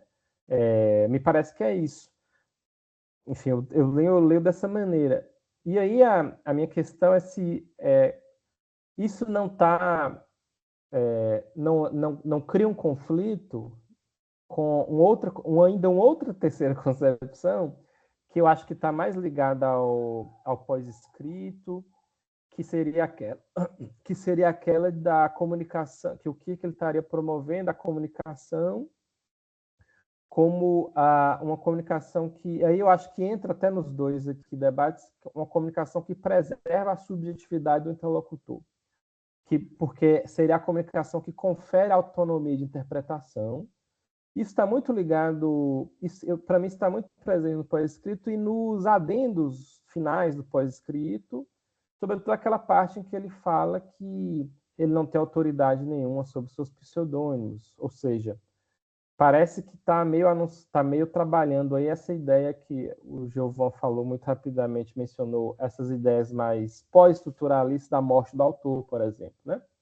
E aí, então, me parece que tem uma tensão aí. Eu estou perguntando isso porque na verdade, é questão de pesquisa para mim, eu não tenho solução para isso. Eu estou vendo se alguém me ajuda. Mas eu aproveito, então, a ocasião para colocar para vocês, mas vocês ficam livres para responder, mas eu acho que deu para entender mais ou menos o que fica mais para o crítico, para Giovan, mas vocês ficam à vontade para responder, ok? Então, eu respondo primeiro, pode ser, Giovanni? Ok, então, bom, é um problema que eu fui bem fácil com essa comunicação e é proposital, porque esse ano a proposta é que eu faça nessa apresentação dos congressos, eu trago uma visão mais, digamos, entre aspas, mais radical, porque eu estou fazendo análise sobre o risco dessa defesa total que eu fiz aqui, por exemplo, que não caia no solipsismo, né? Naquela ideia de que somente o eu, somente a mente é a real. Então, eu estou proposital, realmente, e a minha fala foi carregada por causa disso. O que ele não é contra a comunicação, né? O que ele faz é demonstrar que a comunicação possui limites, que são tratados quando se fala da existência. Esses limites decorrem da própria estrutura da subjetividade. São 5 os limites que eu vou assim, muito rapidamente falar, sobre os 5 limites fundamentais que eu identifico na comunicação do Kierkegaard. O primeiro é o limite da objetividade, né? Para o Kierkegaard, essa comunicação objetiva, ela transmite informações, conceitos, conhecimentos, ela é adequada para comunicar fatos, mas essas proposições podem ensinar diretamente na existência, elas têm falhas, né? A existência não funciona assim. Ninguém pode comunicar diretamente o que significa existir eticamente. Existe uma diferença entre conhecer o conceito de coragem, por exemplo, e tornar-se corajoso. A comunicação objetiva alcança o conhecimento. Ela não produz a existência. Então, esse seria o limite da objetividade. O segundo é o limite da interioridade, né? Toda decisão existencial, ela ocorre na interioridade. É justamente aí que a minha comunicação, que a comunicação, melhor dizendo, encontra o seu limite, né? Posso explicar racionalmente o que significa amar. Posso apresentar argumentos sobre responsabilidade. Eu posso convencer alguém sobre determinadas razões, mas não posso comunicar diretamente a experiência interior da decisão. Por isso que o Kierkegaard afirma, inclusive, que determinadas verdades exigem uma apropriação subjetiva. A comunicação termina onde começa a interiorização. Tem um terceiro, que é o limite da decisão. Esse é mais, na minha visão, é o ponto mais importante, porque toda comunicação prepara, nenhuma comunicação decide. Pode ser, qualquer indivíduo pode apresentar diversos argumentos, pode responder objeções, mas a pergunta é: quem decide no final, né? Somente o próprio indivíduo. Esse é o limite ontológico, na minha opinião, do diálogo. O diálogo prepara a decisão, mas jamais substitui a decisão do indivíduo. Ele tem o limite da linguagem, que é onde o Kierkegaard existe nele uma crítica muito sofisticada pela linguagem, né? Você abordou também a linguagem descreve, mas nem sempre consegue expressar adequadamente aquilo que é vivido.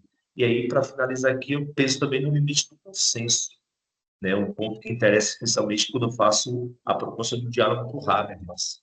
Para o Habermas, o consenso racional ele possui uma enorme importância. O Kierkegaard responde implicitamente isso. Mesmo que toda a comunidade concorde comigo, a decisão continua sendo somente minha, né? Então, o consenso não elimina a singularidade. Então, com esses 5 pontos, eu creio que a comunicação voltada aí no pensamento kierkegaardiano decorre daquilo que nós chamamos da comunicação direta, que você citou, né? Toda essa teoria decorre dessa comunicação indireta. Eu creio que é isso. Você precisa explorar mais? Eu acho que consegui responder a sua indagação. Respondeu sim, Christian. Obrigado, estou satisfeito. Muito obrigado. Giovanni, então.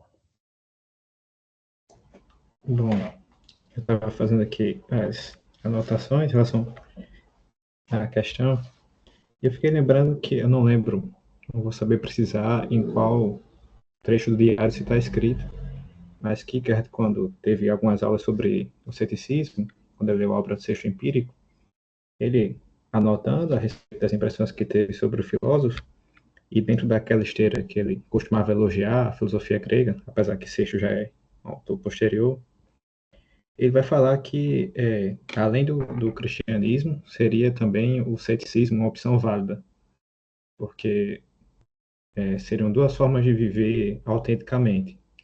Ele se mostra como autor religioso, ele se manifesta dessa forma, a obra dele, mas ele fala que o ceticismo, a vida cética também seria uma opção válida nesse sentido. E eu imagino que o Kierkegaard vai falar isso, e aí eu não tenho uma resposta pronta para lhe dar, mas são impressões a respeito da sua pergunta, dessa leitura que o Kierkegaard deixa registrado, que ele acha importante que haja no indivíduo esse espaço para que ele possa ou não assumir determinada perspectiva existencial. Porque quando ele fala do cristianismo, e ele fala abertamente sobre o paradoxo absoluto, em que o eterno entra no tempo, que o infinito se torna finito, de certa maneira eu consigo comunicar isso. Quando eu falo para você, este homem, ele é Deus, mas ele nasceu de uma mulher, este homem, ele morre, mas ele é eterno. São coisas que eu consigo comunicar, mas que isso não ressoa para quem escuta de modo significativo se não pressupõe um passo anterior. Então, eu enxergo o Kierkegaard, quando vai falar dessas diferentes usos da comunicação indireta, admitindo que tem um espaço no ser humano, ou na existência individual, que ela pode até ser tocada pela linguagem a ponto de comunicar um certo conteúdo, mas essa comunicação, ela não produz, não é o suficiente, é necessária, mas não é o suficiente para produzir a apropriação interior. Por isso que, por exemplo, a vida cética seria válida para ele, ao menos na época quando ele leu o Sexto e fez essas anotações, porque trabalharia com essa ideia de absurdo também. Os céticos, eles são aqueles que veem as diferentes posições e diante da impossibilidade da razão de conseguir tomar o pé em uma delas, eu vou destruir ambas e suspender o juízo. O cristianismo, ele faz um passo além, né? A razão não consegue abarcar tudo, então eu vou assumir isso como verdade a partir da interioridade, a partir da fé. Então, eu acho que para o Kierkegaard, a comunicação indireta, ela é um recurso que também é necessário porque o ser humano, o indivíduo, ele tem esse aspecto de que a linguagem e a razão têm limites próprios e por mais que você consiga comunicar, até que você consegue comunicar certos elementos que são assombrosos da razão, mas isso não é o suficiente para que você se aproprie dele. Chega por você por meio de uma comunicação, pode ser até a comunicação direta, se for o caso, mas não consegue ser apropriado por você por meio dela. Precisa de uma coisa a mais, um outro elemento além disso. Não sei se foi claro na resposta. Sim, Giovanni, muito obrigado.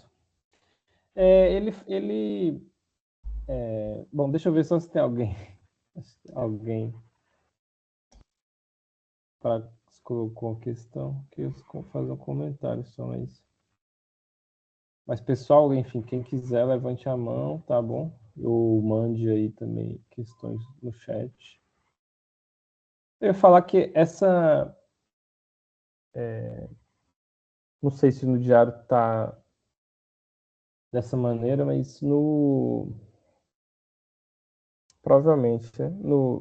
Justamente para essas leituras mesmo desse período. Mas no prefácio do Temor e Tremor tem umas comparações assim, né, entre o cético e cristão e tal. Tem momentos até que você pode, tipo assim, em que o contexto da frase você pode trocar cristão por cético que dá o mesmo sentido assim, do que ele está querendo falar.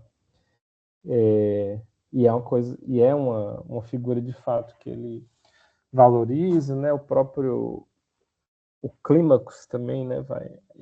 Sob a pena do clímax, o ceticismo também vai ser valorizado. E perfeito isso que você está falando dessa diferença, assim. Eu gosto muito dessa leitura também, dessa leitura do diálogo do Kirk com o ceticismo e gosto muito, por exemplo, não sei se você conhece o trabalho do Zé Raimundo, né? O Zé Raimundo Maia Neto sobre essa... inclusive, eu ia recomendar, eu não sei se o rapaz de mais cedo que apresentou sobre o Chestov, ele conhece a tese do Zé Raimundo, que é sobre Pascal Kirk Chestov, né? Que chama The Christianization of Pirronism, a cristianização do pirronismo. E eu acho assim, que essa leitura como se diz, isso que você está colocando, eu acho que a leitura, que uma prova disso é o próprio, digamos assim, a própria compatibilização entre ceticismo e cristianismo na modernidade, e como que é compatível nessa tradição um pouco essa ideia do Deus abscônditos, né, do Deus incógnito, que justamente só pode se comunicar indiretamente, né? Eu acho que o Kierkegaard é herdeiro assim, nessa tradição também.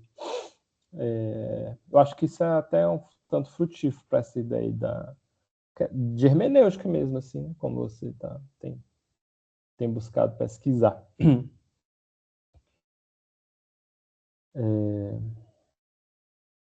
Mais comentários, pessoal?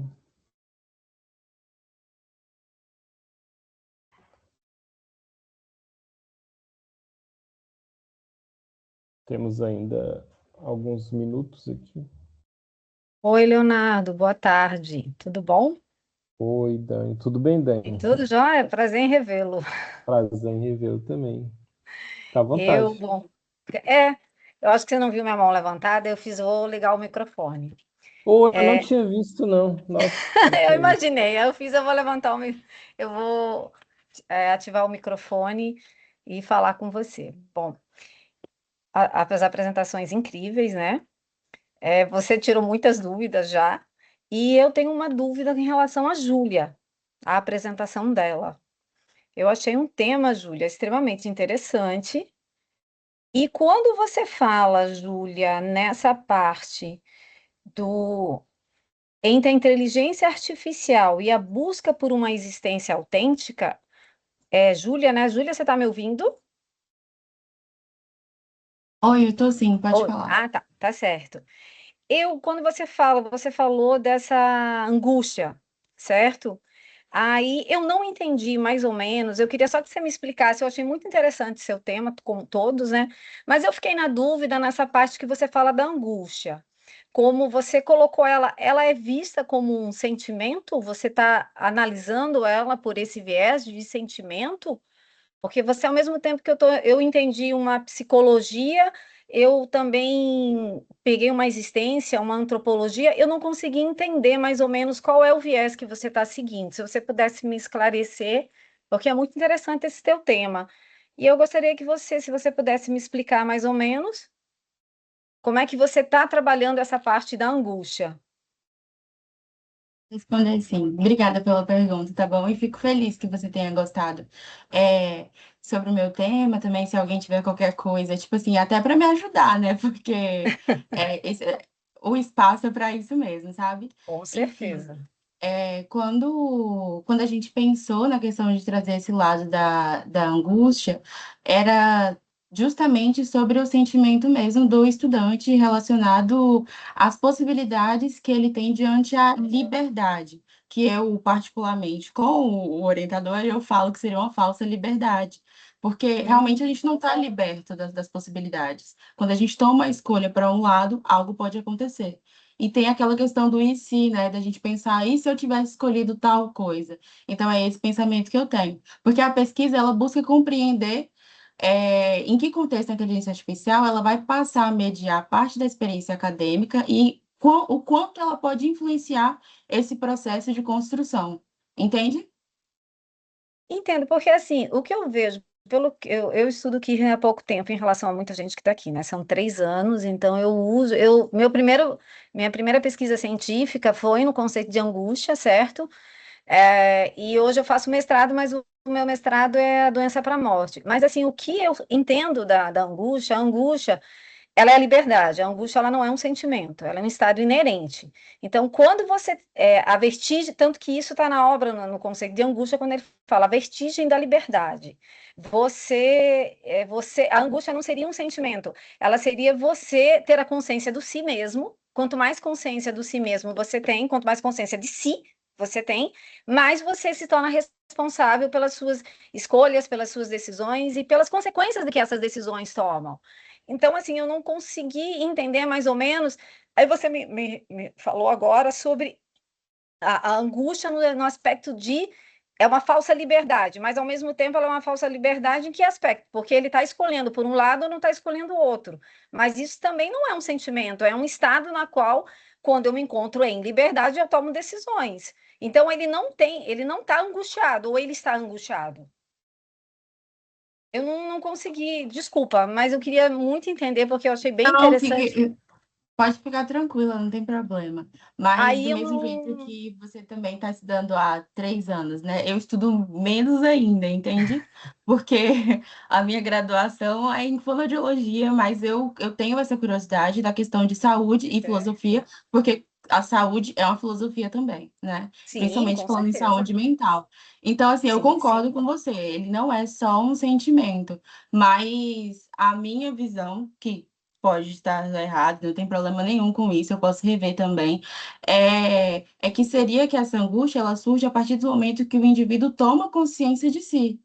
E ele toma consciência das questões que não podem estar seguindo como ele quer. Por isso que eu afirmei que, para mim, seria uma falsa liberdade. Entendeu? Entendi. Tá perfeito, entendi. Obrigada. Obrigada, Leonardo. Nada. Obrigada a todos. Parabéns aí a apresentação de todos. Muito obrigada. Eu que agradeço a Dani por sua participação. A Lívia diz aqui, muito interessante a Júlia pesquisar Kierkegaard no campo da fonoaudiologia.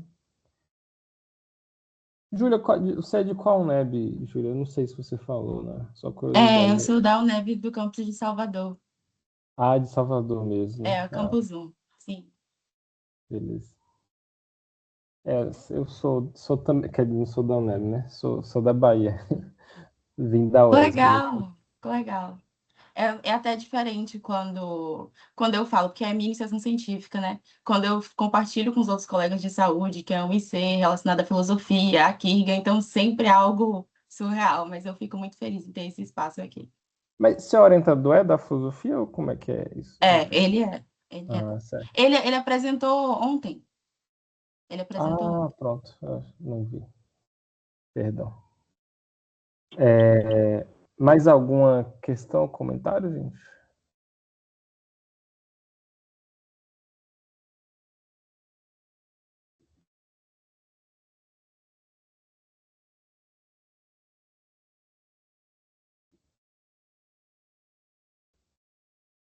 Lívia, o orientador dela, acho que a Júlia vai poder responder, mas está aqui no título da. Não é isso? Pelo que eu estou entendendo, é o Ângelo Eu Maurício respondi Amorim. ela Pronto. no chat. Léo, Nicole está querendo perguntar, eu acho que levantou a mão também. Gente, não está aparecendo para mim As Vai, mãozinhas, Nicole, né? por favor, as mãozinhas não estão aparecendo para Oi. mim. Obrigada, Tati. Obrigada, Leonardo. Bom te encontrar aqui. Desculpa não estar com a câmera aberta. Não, só que eu também achei muito interessante Eu achei muito interessante como que o Kierkegaard, né, vai dialogando com diversos campos, né? E até a da Júlia ter encontrado com ele, feito esse link. É legal também ver um diálogo com questões contemporâneas.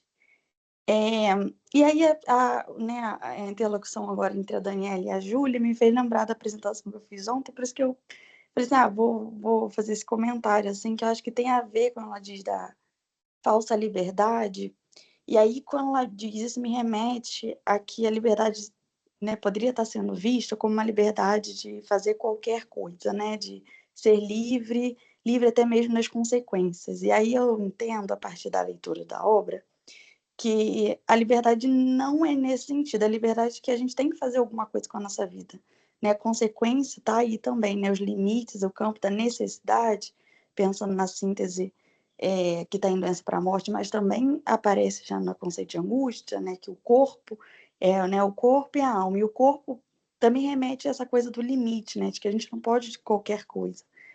E aí ele fala da liberdade enredada lá, não sei se ajuda, né, se faz sentido, se acha, né,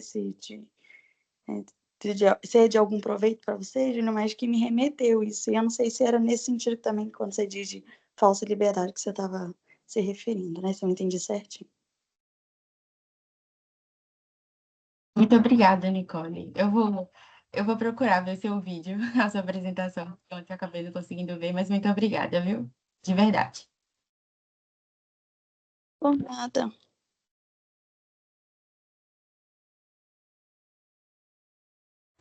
Muito obrigado, Nicole. Bom reouvi-la por aqui, já que eu não estou te vendo, mas é brincadeira, né? Vale como ver também. Eu peço desculpas por não estar conseguindo ver as mãos. Eu fico sentido por isso, porque um dos poucos, do pouca parte do meu trabalho aqui é poder ver as mãos, e eu não estou fazendo isso, então estou falhando. Mas eu acho que enfim, a estrutura eu acho que é porque eu estou pelo site, não pelo o Teams. Eu não consigo colocar ele no meu computador, não sei se é isso, eu não estou conseguindo ver as mãos. Mas, enfim, tem mais alguém? Agora eu estou passeando pelas páginas aqui para ver se alguém está com a mão levantada. Léo, só para te consolar, eu também errei, eu não vi mão ontem também, viu? Não se preocupe, não foi só você. Então, ok, é um problema, uma dificuldade Eu real. que não vi também, eu também não Hoje de enxerguei. manhã eu também levantei a mão e eu reparei que eu não sei se acho que foi o Paulo que estava moderando, estava vendo, assim, eu liguei a câmera para ver. Meu xará aqui, Leonardo Lima de Oliveira, pede para enviar a lista de presença, por gentileza. Não sei se alguém pode enviar a lista. Bom, estamos no horário, né? Se alguém ninguém mais tiver. Bom, acho que ninguém mais então tem questões, comentários. Eu vou então. Alguém da mesa quer falar alguma coisa, passar alguém dos comunicadores ou também da organização, se quiser falar alguma coisa? Só agradecer a oportunidade, as perguntas feitas, a indicação feita também, Leonardo, com certeza vai contribuir muito para a pesquisa. Ok, Giovan. Bom, eu parabenizo aí a todos. Eu gostei muito das comunicações, assim. Espero, enfim, poder revê-los também em outras oportunidades aí de eventos para falar do Kierkegaard, ouvi-los, né? Agradeço também a organização do evento, a Dani, que também está na organização, né, Dani, além da comunicação e da moderação. E ao Thales, aqui, nosso presidente da Sobresc, muito obrigado também. Parabenizar também pela organização, tá, do evento. Eu gostei muito, inclusive, de como está organizada as mesas, porque está tendo uma afinidade de conteúdo real, assim, e eu acho isso realmente meritório, porque eu participo de muitos eventos em que as comunicações não têm muito a ver umas com as outras na mesma mesa, então esse trabalho, né, de curadoria foi bem feito, assim, tá? É isso. Bom, fico com a palavra para a organização, né, se quiser falar mais alguma coisa. Eu abri aqui, apareceu, gente, para quem não viu, só para agradecer também, né, publicamente, a Leonardo, né, pela moderação. Não se preocupe, porque você não fez um trabalho ruim, é só questões tecnológicas, faz parte, né, mas agradeço pela disponibilidade. O Leonardo também vai estar apresentando amanhã, né, a sua comunicação, então fiquem atentos para amanhã a gente tá aqui tudo de novo, né? E aí eu agradeço também a Giovana, a Christian, a Júlia, eu acho que é esse, e aos outros que passaram, né, pelas apresentações. E o que eu tenho a dizer, né, é só chamar vocês para participar amanhã. Amanhã é o nosso último dia, né? É o nosso último. Tem mais duas mesas, né? A mesa 5, a mesa 6, com o encerramento. Então, é chamar vocês, convidar vocês para participar, como também convide amigos, convide colegas, convide quem você achar interessante que poderia gostar dessas temáticas, que é importante, né, para a gente se conhecer, né, e se aproximar também, mesmo que seja de uma forma virtual, né? E aí, no mais, agradeço a todos e todas, e aí a gente se encontra amanhã, né, no mesmo horário, só no mesmo outro link que já está lá publicado tanto no e-mail como no WhatsApp, né, no grupo do WhatsApp. E aí fiquem à vontade, né, também para discutir, para dialogar como as comunicadoras e os comunicadores que fizeram hoje. Eu acho isso muito produtivo, muito interessante para a nossa pesquisa de Kika no Brasil. E é isso. Obrigado, obrigado, gente. E a gente se encontra amanhã, no último dia. Tchau, obrigada, boa tarde.